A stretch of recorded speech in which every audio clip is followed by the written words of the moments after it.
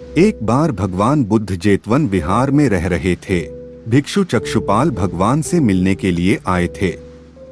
उनके आगमन के साथ उनकी दिनचर्या, व्यवहार और गुणों की चर्चा भी हुई। भिक्षु चक्षुपाल अंधे थे। एक दिन विहार के कुछ भिक्षुओं ने कुछ मरे हुए कीड़ों को चक्षुपाल की कुटी के बाहर पाया और उन्होंने चक्षुपाल की निंदा करनी शुरू कर दी कि उन्होंने इन जीवित प्राणियों की हत्या की। भगवान बुद्ध ने निंदा कर रहे उन भिक्षुओं को बुलाया और पूछा कि क्या तुमने भिक्षु को कीड़े मारते हुए देखा है? उन्होंने उत्तर दिया, नहीं। इस पर भगवान बुद्ध ने उन साधकों से कहा कि जैसे तुमने उन्हें कीड़ों को मारते हुए नहीं देखा, वैसे ही चक्षुपाल ने भी उन्हें मरते हुए नहीं देखा और उन्होंने कीड़ों को जानबूझकर नहीं मारा है, इसलिए उनकी भर्त्सना करना उचित नहीं है। भिक्षुओं ने इसके बाद पूछा कि चक्षुपाल अंधे क्यों हैं? उन्होंने इस जन्म में अथवा पिछले जन्म में क्या पाप किए? भगवान बुद्ध ने चक्षुपाल के बारे में कहा कि वे पूर्व जन्म में एक चिकित्सक थे।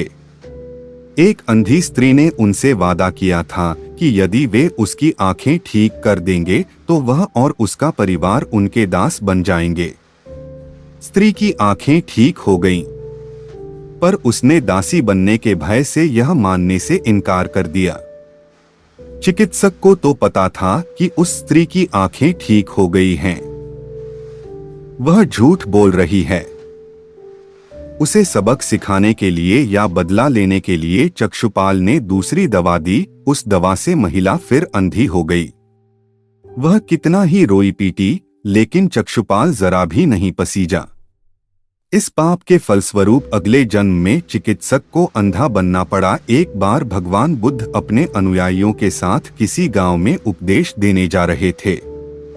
उस गांव से पूर्व ही मार्ग में उन लोगों को जगह जगह बहुत सारे गड्ढे खुदे हुए मिले।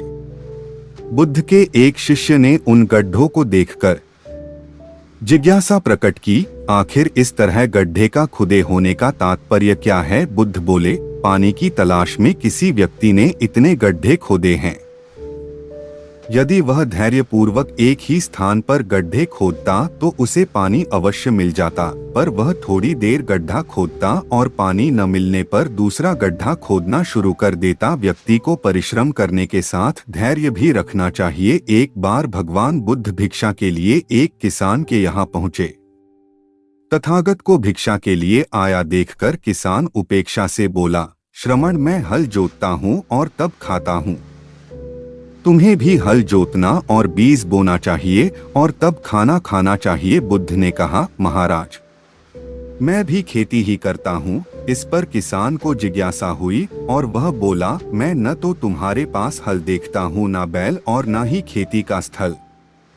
तब आप कैसे कहते हैं कि आप भी खेती ही करते हो? आप कृपया अपनी खेती के संबंध में समझाए। बुद्ध ने कहा, महाराज, मेरे पास श्रद्धा का बीज, तपस्या रूपी वर्षा और प्रजा रूपी जोत और हल है। पाप भीरुता का दंड है, विचार रूपी रस्सी है, स्मृति और जागरूकता रूपी हल की फाल और पेनी है। मैं वचन और कर्म में संयत रहता हूँ।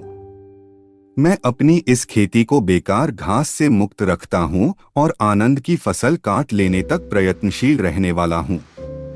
अप्रमाद मेरा बैल है जो बाधाएं देखकर भी पीछे मुंह नहीं मोड़ता है। वह मुझे सीधा शांति धाम तक ले जाता है।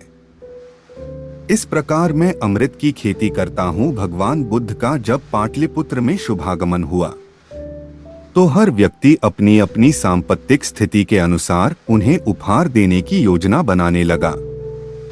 राजा बिंबिसार ने भी कीमती हीरे, मोती और रत्न उन्हें पेश किए। बुद्धदेव ने सबको एक हाथ से सहर्ष स्वीकार किया। इसके बाद मंत्रियों, सेठों, साहूकारों ने अपने अपने उपहार उन्हें अर्पित किए और बुद्धदेव ने उन सबको एक हाथ से स्वीकार कर लिया। इतने में एक बुढ़िया लाठी टेकते वहां आई। बुद्धदेव को प्रणाम कर वह बोली, भगवन, जिस समय आपके आने का समाचार मुझे मिला उस समय मैं यह अनार खा रही थी। मेरे पास कोई दूसरी चीज न होने के कारण मैं इस अधखाए फल को ही ले आई हूँ।